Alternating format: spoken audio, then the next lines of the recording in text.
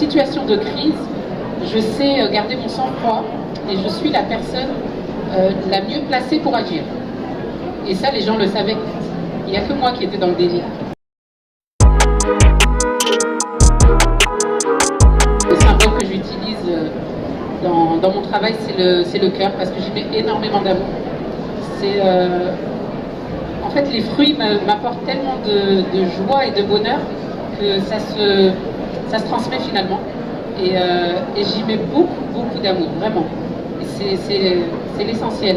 Et puis je te rejoins, c'est vrai que si je suis gestionnaire de crise aujourd'hui et que j'excelle dans la gestion de crise, c'est aussi parce que j'ai vécu beaucoup de crises dans l'enfance, de 0 à 16 ans, énormément, que ce soit à titre personnel, différents traumas, mais aussi au niveau de l'entourage familial, puisque, entre autres, je vous donnerai cette petite information, je suis la tutrice de mon frère qui est adulte handicapé. Et du coup, toute notre enfance, en fait, j'ai dû gérer des crises. La fois où il a failli se brûler, la fois où il a failli tomber par la fenêtre. C'est un handicap mental et du coup, il a, malgré sa trentaine d'années, 3 ans dans son cerveau. Et ça a été vraiment une vraie école pour moi. Et aujourd'hui, en situation de crise, je sais garder mon sang-froid et je suis la personne la mieux placée pour agir.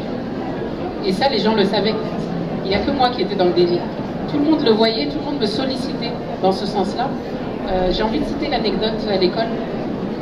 Une des anecdotes que j'ai citées lors de la découverte de mon excellence, c'est la fois où on est venu me voir, parce que comme je vous disais, j'étais officieusement l'infirmière de l'école. Il faut savoir que je ne suis pas du tout formée pour.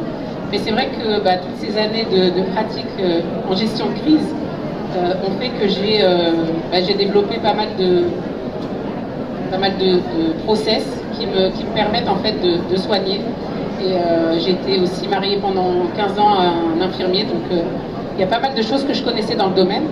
Et donc ce fameux jour où on est venu me voir parce qu'une petite fille avait de la température, donc j'avais un process que j'avais l'habitude d'employer dans ces cas-là. Et donc la petite fille, je lui ai retiré des couches de vêtements, je lui ai fait boire de l'eau. J'ai demandé à ce qu'on la surveille, j'ai contacté ses parents, parce qu'on n'était pas autorisé à leur donner des médicaments.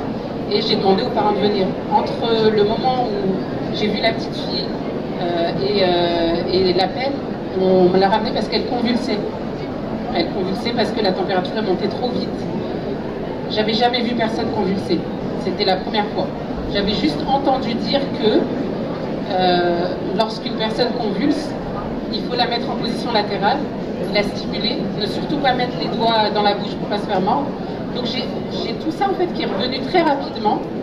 Et c'est là où la mémoire procédurale entre en action, c'est que j'ai des petites fiches en fait dans une base de données dans mon cerveau qui me permettent en fait au moment approprié de sortir la bonne fiche et de l'utiliser avec du sang-froid alors que tout le monde est paralysé par la peur. Et c'est exactement ce qui s'est passé avec cette petite fille. Du coup, je me suis occupée d'elle. Ensuite, je l'ai confiée une fois qu'elle s'est réveillée à une ATSEM. Et en attendant, j'étais au four et au moulin. J'ai appelé les pompiers, j'ai rappelé les parents, j'ai préparé les documents.